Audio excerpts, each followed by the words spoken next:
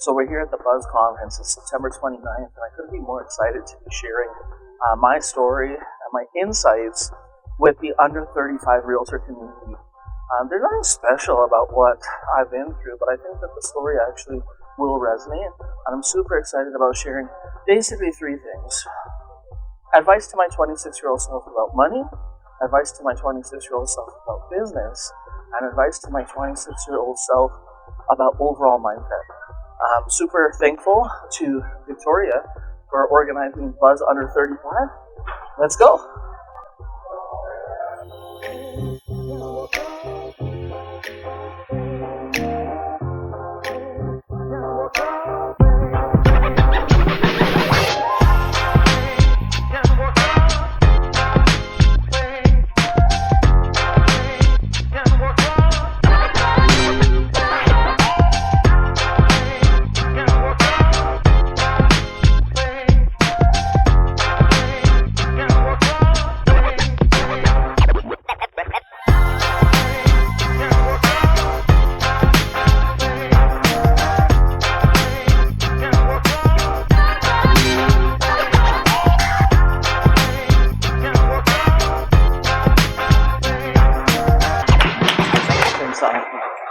Good morning, everyone. Funny thing, I met Tom at a conference like this, and I just want to share one story about Tom's story. When I met him for the first time, he was the most eager, most willing, and most driven person at his age. So much so that at the end of the conference, like two real nerds, I said to him, "Hey, do you want to meet up and we debrief after the conference?" And he said yes. So we went to the Swiss Chalet. You remember that? We went to the Swiss Chalet up at Universal Event Space. We sat down and we talked about everything. And then we did about 5%, because all you need to do is actually 5%. If you can take something away from today and actually do what he said, which is commit to it, be in action, you will have a profound compound effect over your career. So here's the thing. I've been selling real estate now for 17 years. And let's just make sure, is it the top button, guys, to go forward? Green? Yeah, so I've been selling real estate for about 17 years. Like Ryan, I'm a child of immigrants. I kind of consider myself very fortunate to have had a lot of old world training. I mentored with this incredible Indian classical musician. When I graduated university, I went to stay with him, and I learned about discipline. I learned about focus. I learned about consistency. This man believed that if you had that 4 to 8 time in the day, you could do things with that quite honestly your competition or other people aren't doing. Now, to put this in context, when Virginia asked me and we talked about talking today, I said, why don't we talk about what I would give my younger self as advice? Why don't we talk about if I could travel back in time to 26 and talk to 26-year-old young Ravi, what would I say to young Ravi? Here's young Ravi, all right? His beard was a lot thinner, all right? He was a lot thinner. He had the boy band, I don't know, something going on top. He was young, right? But he smiled a lot. He was very eager. He was very keen. He approached the world with a level of abundance and optimism that, stayed with him. And it did him well. So that's lesson number 1. Look at this world and embrace it and be joyful, all right? Young Ravi also liked to listen to speakers. But quite honestly, 8 to 5 of speakers, nothing against speakers, but that can be a long day. So he liked a little entertainment in his conversation. So what I thought today was we could create a theme, create a structure, create systems to drive home some key points, and really make sure that with my hope that everybody leaves here today with something driven home from today's talk. So today's talk is actually brought to you by the letter C. Is anybody old enough to remember Sesame Street? I think Elmo was after me, but Big Bird was kind of before me. They had episodes, and they were brought to you by the letter C. So today we're going to take 10 minutes on C's related to finances. Then we're going to take 10 minutes on C's related to operational excellence and best business practices. And then we're going to take 10 minutes and talk about mindset. All right? So let's get started with finances. But I want to take 30 seconds to say something that I think is very important first. And I was debating saying this or not, but guys, Seeing as we're talking about inclusion, equity, diversity, opportunity, seeing as this is a good, safe space, I just want to bring awareness to the fact that while we're enjoying this incredible privilege of Canada, a 22-year-old girl was murdered by the police of her country because of hair being exposed. And I know Kate's going to talk about the power of women and women in real estate. Virginia is a great example. How fortunate are we to be in this diverse, accepting place? And I think that that's something that I'd just like to bring a little bit of awareness to first. So back to finances. First C letter of the day. Oh. It says commission, all right? It actually says omission because you can't see the rest of it. But it says commission. Guys, if you're done enough speaking, you know shit happens, right? So whatever happens, I'm going to just wing it, all right? But it says commission. Commission is the most important C letter that is related to your finances. And guess what? We are set up to fail, right? Anybody old enough to understand this will get it. Gross commission income does not exist. But yet we get awards on it. We rock red carpets on it. We get participation awards for generating enough commission that, the brokerages can acknowledge it. Gross commission income doesn't exist because guess what? Income comes from commission after deducting all the expenses. Income is what you get at the end of paying everybody else. Does everybody get that? That's lesson number 1 for today on finances. Lesson number 2 is do 4 things with your money. Understand your income statement, label your money, hide your money, defer gratitude, automate your money, do everything you can to protect yourself from guess who? Yourself, right? Tom talked in March about something called lifestyle inflation. All right, I was listening. Right, lifestyle inflation is you made $100,000, you got to drive a Benz, right? You got to buy this and this and this and this, and there's nothing wrong with that. But just plan for it. All right, defer gratitude. Here's 7 accounts that every real estate agent needs to have. Number 1, business operating. Number 2, household operating. And back in the day, you would say have 3 months of operating savings in those accounts. Guess what happened in 2020? We hit the pandemic. If I had 3 months of collecting CERB, I would have been underwater, as many of us may have been. So have 12 months. Number 3, short-term savings. That's the most fun account because that's saving for a Benz, saving for a watch, saving for a vacation, or whatever you want to save for. Number 4, long-term savings. That's saving for nothing. You're just saving. And guess what? One day you will have the freedom that you never experienced because of that long-term savings account. Number 5, FIT. Who knows what FIT stands for? Anybody? Guess? Funny, intelligent talker? I just came up with that one. Federal income tax. Number 6, HST. Number 7, charities and gifts. Transparently speaking, number 5 and 6, I never had a good experience with. I get those brown envelopes. I'll literally just stack them on my table, right? But plan your money. That is a segue to the next C-letter word that I want to talk about today. CRA. All right? Guys, who's clapping for CRA? We have a partner in our business. All right? These 2 guys right here are our silent majority partners in our business. When I was 32, I made more money than I ever made in my life. And guess what? I spent a lot of it. I had $100,000 saved up for the government. And my tax bill came out at $237,000. It was nearly financially crippling.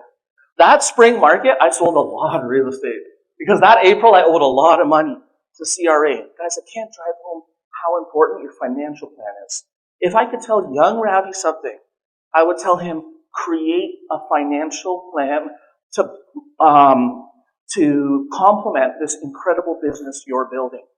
And young Ravi would have gotten me maybe just a little further along, a little faster. All right, so now we're going to leave finance and we're going to talk about the stuff where I've had the good fortune of doing pretty well with. All right, like Tom, I am very present with content marketing and social. I believe this is one of the greatest opportunities that our generation has that when Virginia and Wayne got licensed, guess what? There was no social. When I got licensed, we had just started YouTube. All right, I believe this is a huge opportunity, but I also believe this is a huge waste of time unless you do it well. These are my tips for content. Number one, let people put their hand up. You are talking with people. You are having conversations with people. Let people reach out to you. Post something and create a call to action, which we touched on. Very often in my Instagram stories, you'll see me say something like, please let me know if you want more information on this Muskoka Properties, and it's a field, right? I'll say, send me a message if you are thinking about selling in 2023.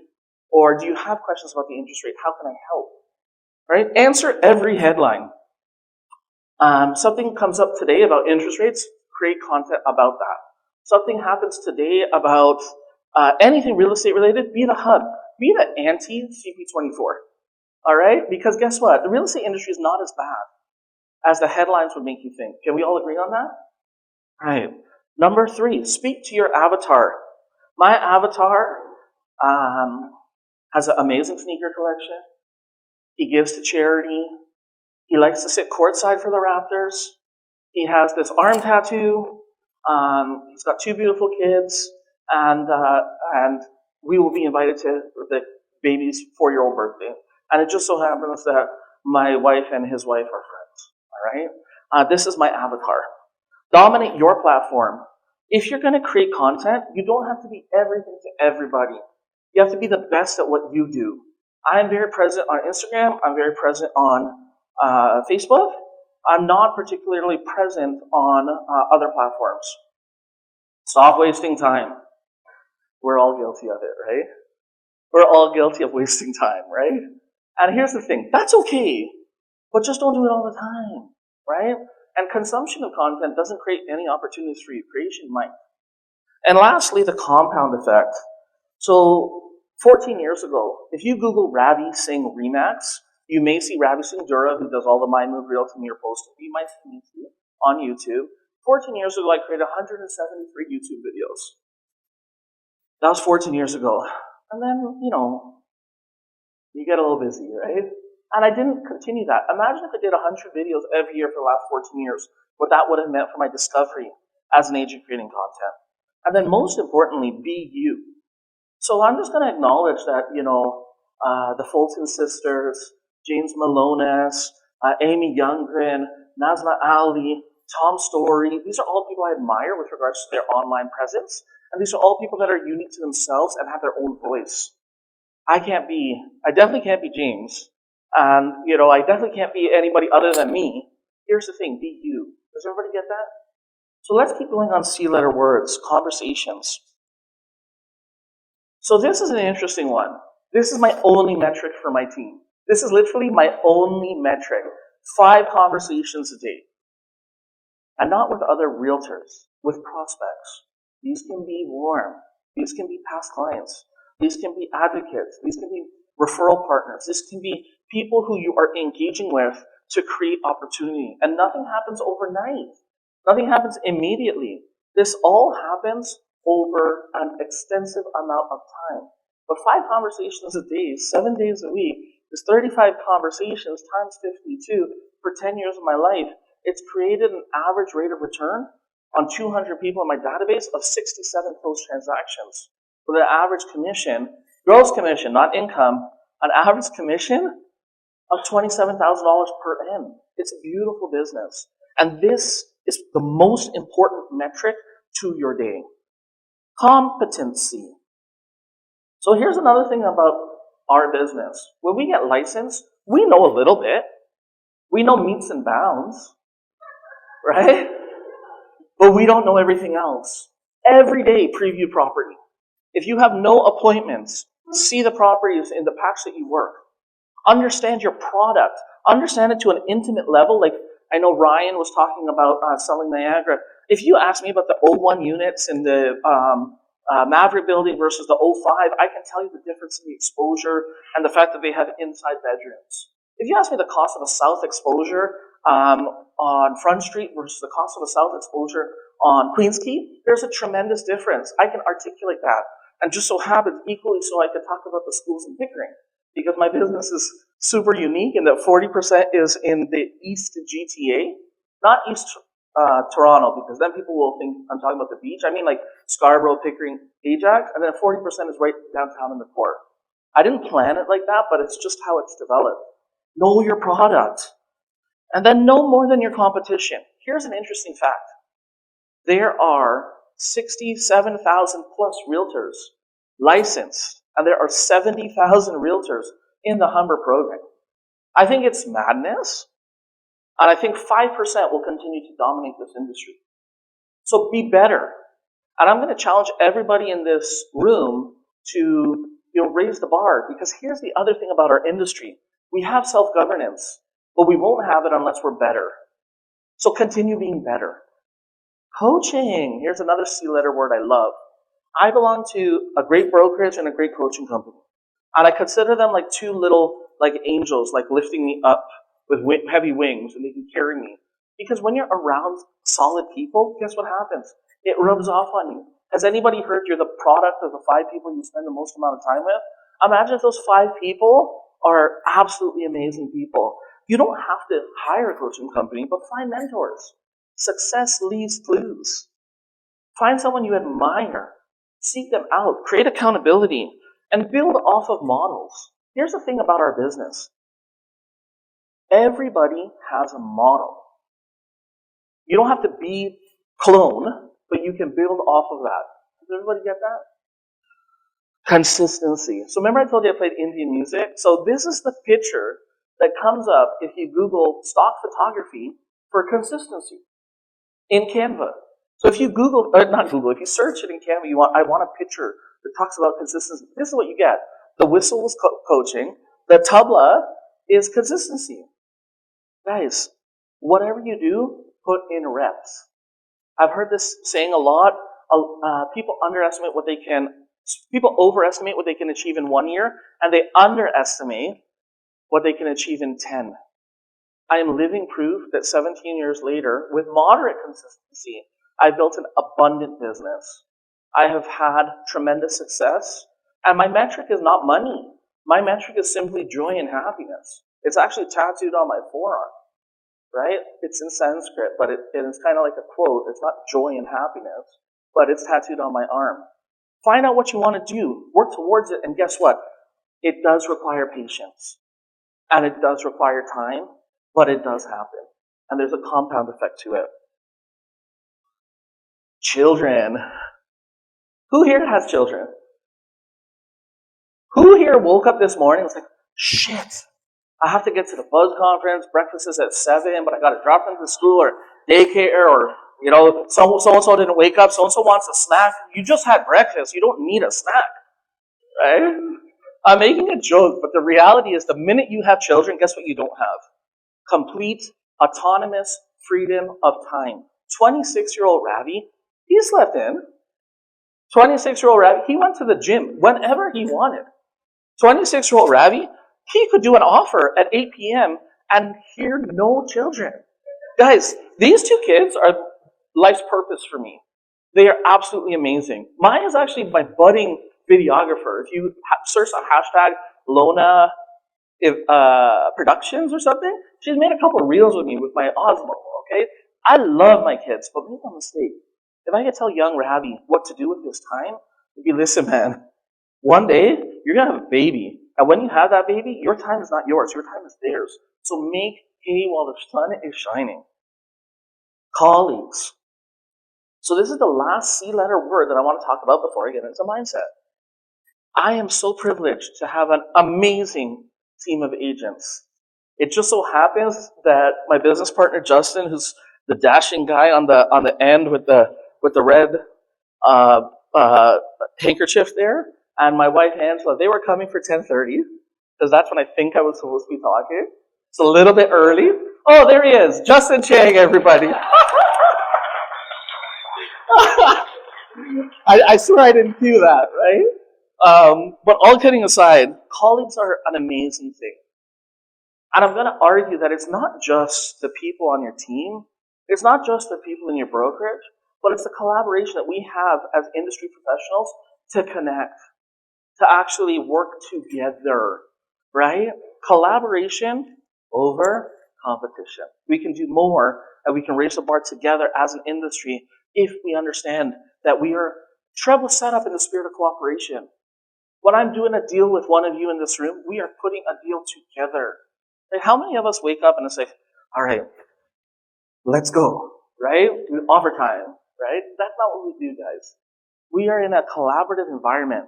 And I applaud Virginia because the reality is to have a room like this, a space like this, that is not actually geared towards, any particular brand or brokerage or association, but instead for us, it's a tremendous thing. And it's a great, great service to our industry. So here's the thing. We talked about commission and CRA and finances. Then we talked about all these different operational practices, and I hope that drove home some stuff. But the C word that is the most impactful in my life has nothing or little to do with success. It has limited relevance to real estate. But it's probably one of the words that speaks to the darkest time in my life, and it's colitis. Who here raise your hand if you know what ulcerative colitis is. Okay, so I see it's about 10%, maybe 15% of the room. When I was 24, I started losing a lot of weight. And I had this sensitive stomach. And I used to have to go to the bathroom. And I was like, what's going on? It got really bad. It got to the point where I had gotten so sick that I could do nothing. Any food I ate had actually no impact on me. There was zero nutrition in my body. I existed in a state of fatigue and extreme exhaustion every day of my life. The first colonoscopy I had, Dr. Lin, the doctor at Centenary, he says, listen, Ravi, I'm a pretty good doctor, but I want you to go to Mount Sinai. And I want you to go talk to Dr. Gordon Greenberg. He's the head of gastrointestinal medicine at Mount Sinai. And quite honestly, I'm seeing some stuff with your colonoscopy and your colitis, but I want you to go there. In the meantime, he gave me something called prednisone. I don't care what anybody says. That is the greatest drug in the entire world, okay? I woke up the next day and I was like, I felt like I was Hogan, all right? For anybody like 20 or 25 and under, you probably don't get the Hogan reference, but I felt strong, okay? And then, we continued down this path. I still had a sensitive stomach. I still had pain. I still had exhaustion. I was going to the bathroom as many as 50 times a day. And I know that's not sexy to talk about. It's definitely not. But I'm being vulnerable. I'm being transparent because I think there's a lesson in this story. And then Greenberg, I'm in the room with him. My mom, my dad, my sister, my girlfriend, and little weak Ratty. And he says this, and verbatim, I can remember the words as clear as day. I can remember exactly what he said. I can remember exactly what he said. I can remember exactly what he looked like. He says to me, Mr. Singh, I was going to say selling music. Mr. Singh, I've been practicing medicine for 30 years as a gastrointestinal doctor. In those 30 years, I can count on one hand the amount of colitis patients that have had a case as aggressive as yours. It's certain to me that you will have colon cancer by the age of 35. And as a matter of fact, it would be unwise for me to advise that you will make it to your 40th birthday.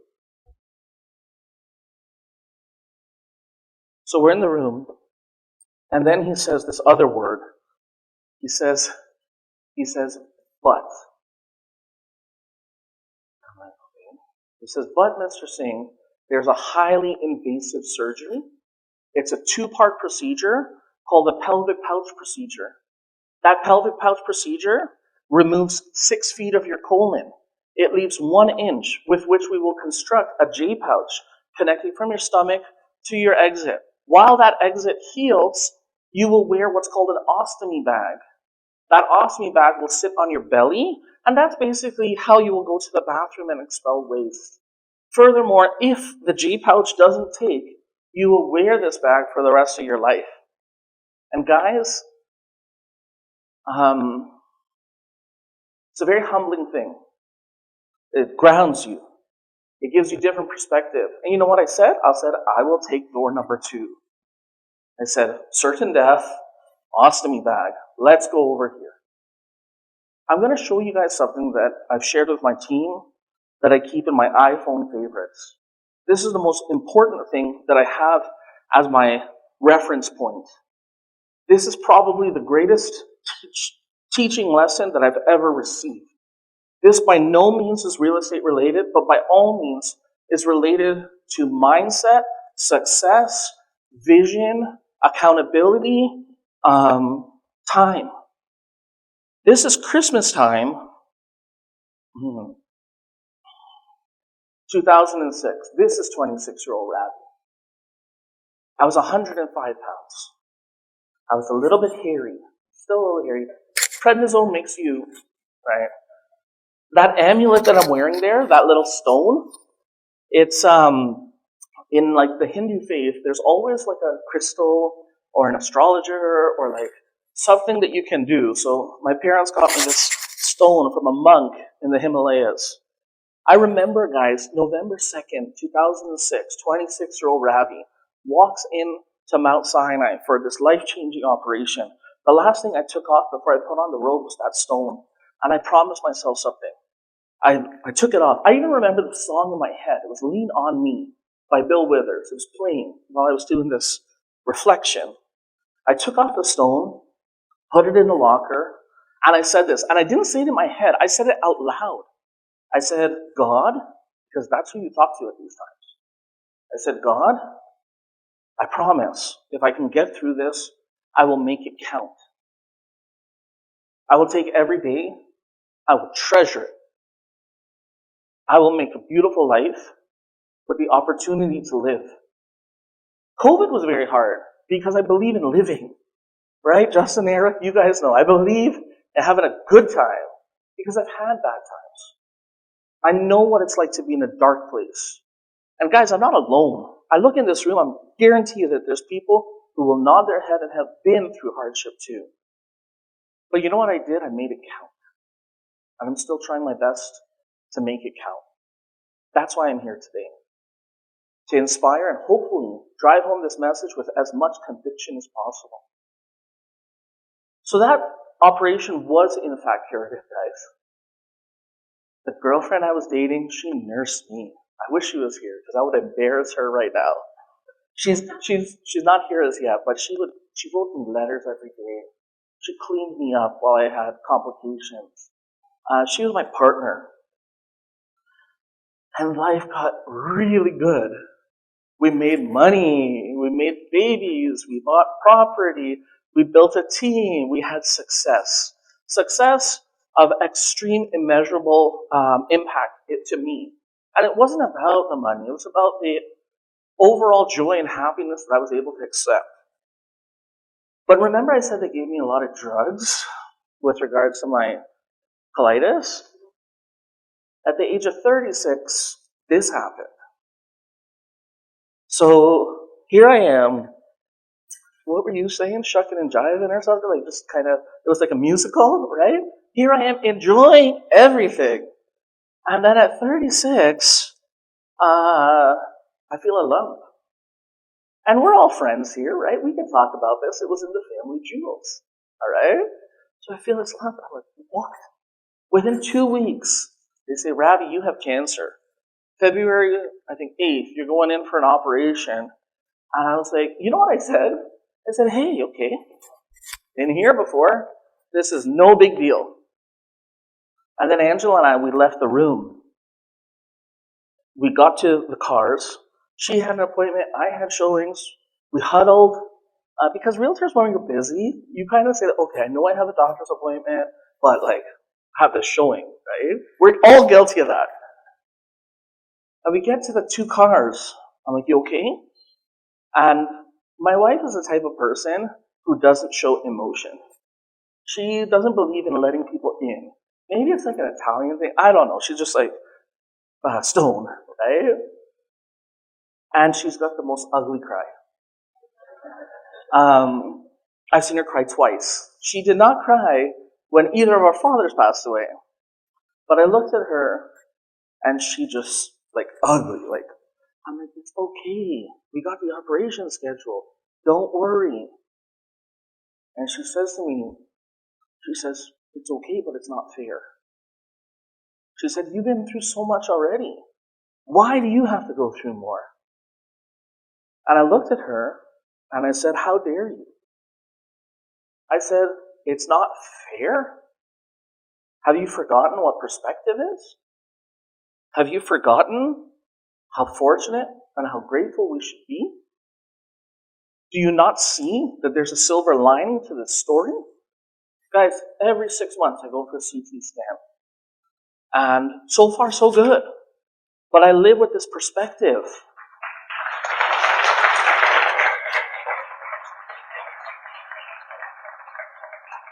It's very simple. It's very simple. There's a C-letter word that is not on the screen, but it's very simple. It's choice. Don't wake up and complain. Don't wake up and choose to be angry.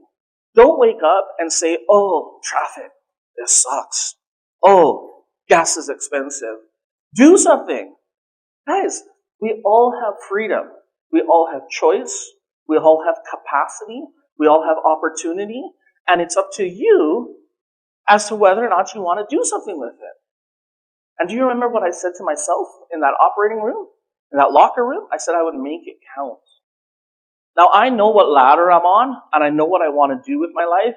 And guess what? I'm going to do it. And I'm going to encourage all of you to do it too.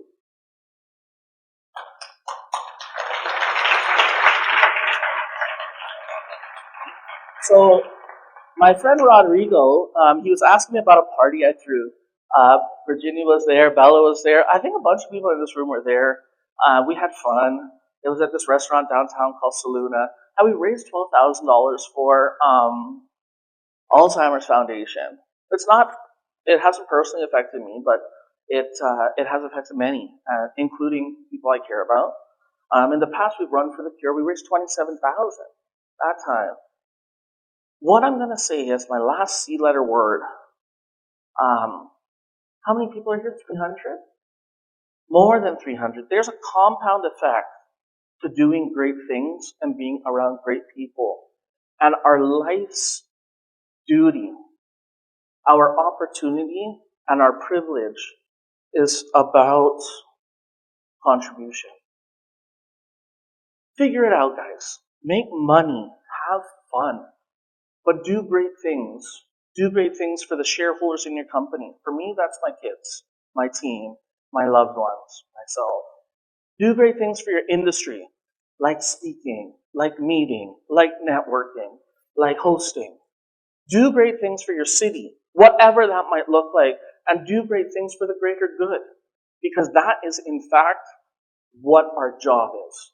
Our job is to figure out how we can contribute and give.